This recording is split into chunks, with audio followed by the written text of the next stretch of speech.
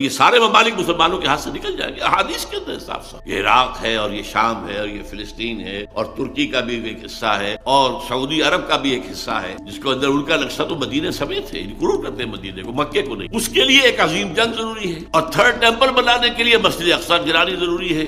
لیکن اس کام میں جیسے کہ زید نے کہا تھا، صحیح کہا، مسجد اقصی جس دن گری طوفان ہوگا پورے عالم اسلام، پھر ان حکومتوں کی کوئی حیثیت نہیں ہوگی. یہ جیسے وہ پاکٹ یونینز ہوتی ہے، لیبر یونینز، پاکٹ یونینز، یہ ساری حکومتیں کیا ہے؟ یہ امریکہ کی جیب کی جو ہے حکومتیں ہیں، ان کے پٹھو، ان کے اعلی کار. ہماری موجودہ حکومت وہیں سے NOC بھی لے کر آئی ہے، وہیں سے NRO بھی لے کر آئی ہے. سارا کا سارا معاملہ انہیں کا ہے، اپنے اپنے مفادات کے لیے. عرب کانپتے ہیں ایران سے، لہذا ہمیں چاہیے یقیناً امریکہ کی ہم جو ہے وہ پناہ لیے رکھے، اس لیے کہ ایران بہت بڑی طاقت. عرب اور عجم کی پرانی جو ہے مخاصمت ہے وہ تو ہڈیوں کے اندر، کہ وہ تلے ہوئے ہیں اب اس بات پر کہ اپنے اس ایجنڈا، وہ 5 point agenda, Armageddon, creation of greater Israel, demolition of مسجد اقصی، اور وہاں پر تھرڈ ٹیمپل کی تعمیر، اور اس کے بعد تھرون آف ڈیوڈ لا کر وہاں رکھنا. 5 آئٹمز ہیں ان کا. میں وقت نہیں ہے میرے پاس کہ میں آپ کو بتاؤں تھرون آف ڈیوڈ کہاں سے آ گیا. وہ ایک پتھر تھا پر حضرت داؤد کو بٹھا کر تاج پوشی کی گئی، اسی پر حضرت سلیمان کی تاج پوشی ہوئی. اس کے بعد یہودی سمجھتے ہمارا مسیح آئے گا،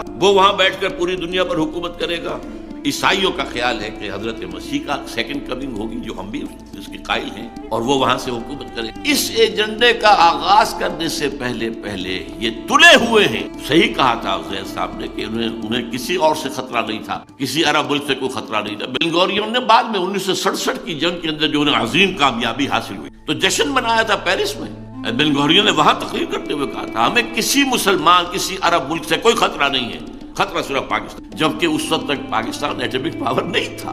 لیکن اس وقت جو بحران، کیونکہ قائد اعظم نے جس طریقے سے کہا تھا اسرائیل کو از دی انلیجیٹیمیٹ چائلڈ آف دی ویسٹ، اس قدر کھل کر کہنے والا تو شاید پوری دنیا میں اور کوئی بھی نہ ہو. اور جس طرح لیاقت علی خان نے ٹھوکر ماری تھی، جو اپنا دورہ تھا ان کا امریکہ کا، اور وہاں جب ان کو جو امریکن جوئش کانگریس نے ریسیپشن دیا اور وہاں کہا کہ آپ اسرائیل کو تسلیم کر لیں، ہم یہ دیں گے، یہ دیں گے، یہ دیں گے، یہ دیں گے، یہ دیں گے، تو اس نے بھی جواب دیا تھا قائد اعظم ہی کی اسی سمجھیے ٹریڈیشن کے مطابق کہ جینٹلمین اور souls are not for sale. اس کی سزا اسے بھگتنی پڑی. قرارداد مقاصد پاس کرنا اس کا بہت بڑا جرم تھا، اور اس کے بعد اس طرح یہودیوں کی آفر کو ٹھکرا دینا اس کا بہت بڑا جرم تھا. تو قتل انہیں کیوں کرایا گیا؟ قتل انہوں نے کیا ہے، یہ ان کی سازش تھی جس سے کہ قتل کیا گیا.